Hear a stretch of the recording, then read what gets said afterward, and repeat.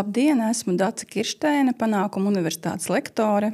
Pati esmu klīniskais un izglītības psihologs, strādāju gan ar pieaugušajiem, gan ar bērniem. Ir pieredze arī Latvijas skolās, un viena no tām ir speciālā skola, kur bērni ir ar tādām jau pamatīgām uzvedības problēmām un mācīšanās traucējumiem. Kopējā tēma ir efektīva pedagoģiskā komunikācija un uzticības veidošana audzināšanas procesos. Un tā pirmā tēma, par kuru mēs sāksim runāt, ir komunikācijas šķēršļu atpazīšana un laicīga tāda novēršana un konfliktu vadība un pozitīvā disciplinēšana, kas katra pati atsevišķi ir tādas lielas tēmas, bet centīsimies šajās pāris stundās to aptvert tādā mazākā formātā. Bērns, ja pats pamazām tuvojas problēmu risinājumam, ja viņam ir parādīts tas ceļš, ka var darīt tā un tā, tad viņš arī citā reizītē jau pats padomās, kā es varētu rīkoties, kā darīt. Un iemācās klausīties arī ne tikai tāds pieaugušo teikto, bet arī citu bērnu teikto, ka viņš vispār iemācās šo te klausīšanos. Tās ir arī tādas nepārdomātas reizēm šīs te frāzes vai ierastās frāzes, vai tas, kas mums ir kādreiz teikts, vai tāds, katrā ziņā tas arī no kreisās puses schēmas, ka tās nav uz labu rezultātu virzīts.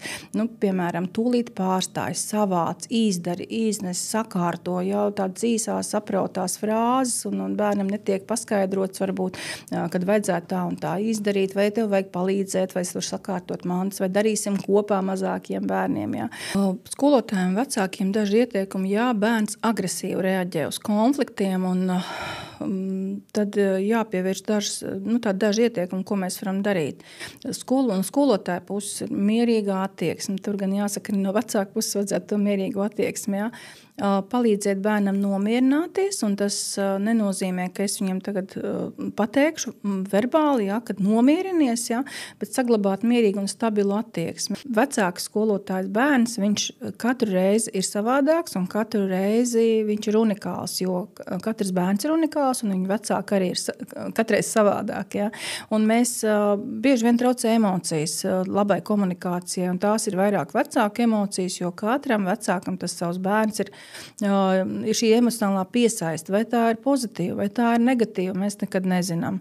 To mēs redzam pēc bērnu uzvedības. Bērnu sodīt viņus, kā te rakstīts, arī nevajag par viņu atklātajām domām, par viņu atklātību, ja, tas atņem drosmi viņam, nākamreiz arī būt kaut kādam tādam atklātākam. Ja. Vecāki joprojām turpina atbalstīt. Viņi joprojām ir bērni, un viņi ir jāatbalsta, un arī šī te uzticība veidojās, ja.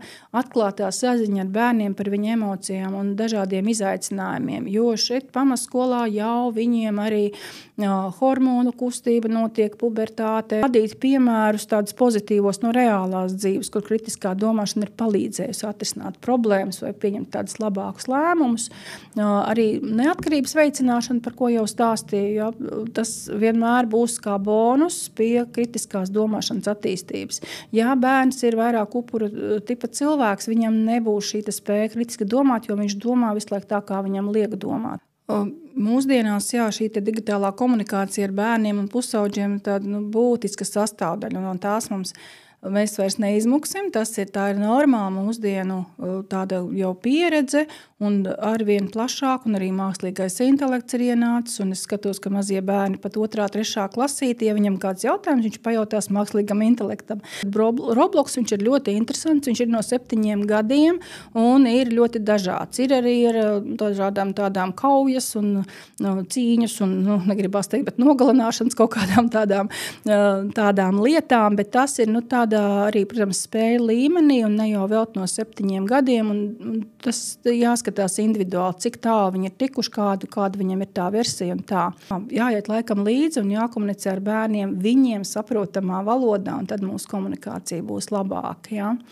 Tā kā, jā, noslēgumā atceramies, ka bērniem, pusauģiem, jauniešiem ir svarīgs gan mūsu atbalsts, gan tā kopā būšana, gan kopā pavadītais laiks ar vecākiem un just un zināt, ka viņus mīl, nevis tikai kā pats par sevi saprotams, ka es tevi mīlu, jā, bet kad es patiešām tevi mīlu un kad mēs cienam un mīlam savus audzēkņus un savus mazos ķiparus, kas mums ir grupiņās un mūsu skolniekus, jā, mums visiem izdodas.